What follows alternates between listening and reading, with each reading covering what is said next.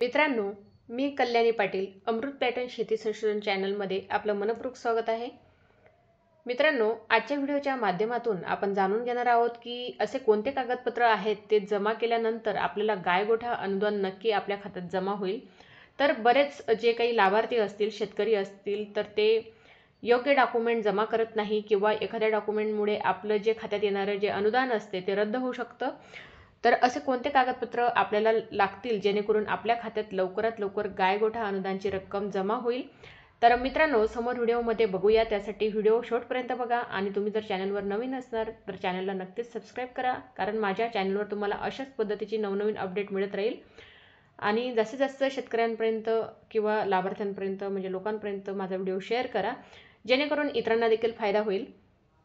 आणि मित्रांनो, तुम्ही जर एक सबस्क्राईब केला तर तुमचा एक सबस्क्राईब मला म्हणजे नवीन व्हिडिओ बनवायला प्रेरणा देते. तसेच मित्रांनो, चला तर मग बघूया आपण. तर असे कोणते कागदपत्र आहेत ते आपल्याला जमा करायचे आहे. तर लागणारे समोर कागदपत्र आपण व्हिडिओच्या माध्यमातून बघूया. तर पहिलं जे कागदपत्र आहे ते म्हणजेच गायगोठा, तर जनावरांचा टॅगिंगचा दाखला, तसंच रहिवासी दाखला तुम्हाला इथं लागणार आहे. तसंच आधार कार्ड लागणार आहे तुम्हाला.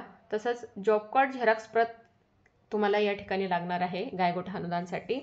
तर ज्यावेळेस तुम्हाला गायगोठा अनुदान हा लाभ जर मिळवायचा असेल तर जॉब कार्ड झेरॉक्स प्रत हे तुमच्याजवळ असणं आवश्यक आहे. तसंच मित्रांनो, 7/12/8 उतारा तर हे देखील तुम्हाला लागणार आहे. ग्रामपंचायत प्राधान्य शिफारस पत्र याची देखील तुम्हाला तिथं गरज आहे. स्वय घोषणापत्र, तर मित्रांनो, ग्रामपंचायत प्राधान्य शिफारस पत्र आणि स्वय घोषणापत्र हे जर असतील तर म्हणजे ही एक ग्रामपंचायतीची प्राधान्य म्हणजे परवानगी पत्र असतं.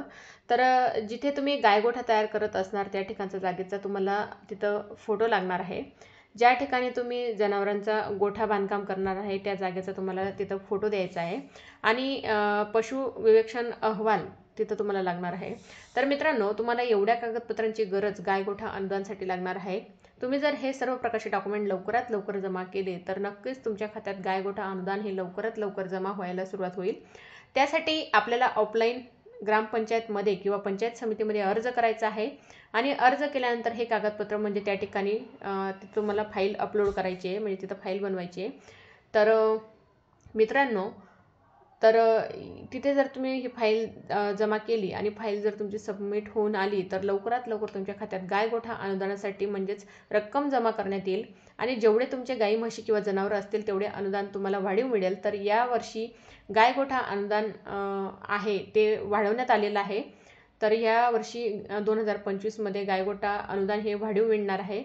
तर तसंच मित्रांनो, बऱ्याच शेतकऱ्यांचा म्हणजे किंवा लाभार्थ्यांचा मला प्रश्न आहे की गायगोठा अनुदान अर्ज तारीख किती तारखेपर्यंत आहे किंवा तारीख कधी आहे.